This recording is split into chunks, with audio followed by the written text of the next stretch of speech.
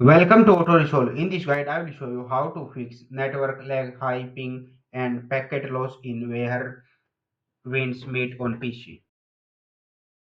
Fix 1. Check your internet. Step 1. Use a wired connection, Ethernet, if possible. Step 2. Restart your router and modem. Step 3. Test your internet speed. Ping less than 50 milliseconds is good. Fix 2. Close background apps. Step 1. Press Ctrl plus Shift plus Escape to open Task Manager. Step 2. Close apps using the internet like downloads or streaming. Fix 3. Change DNS. Step 1.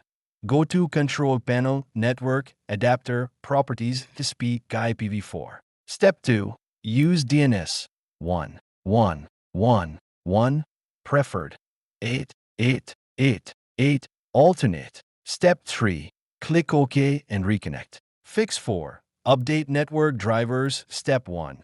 Press Win plus X, Device Manager, Network Adapters. Step 2. Right click Update Driver, search automatically.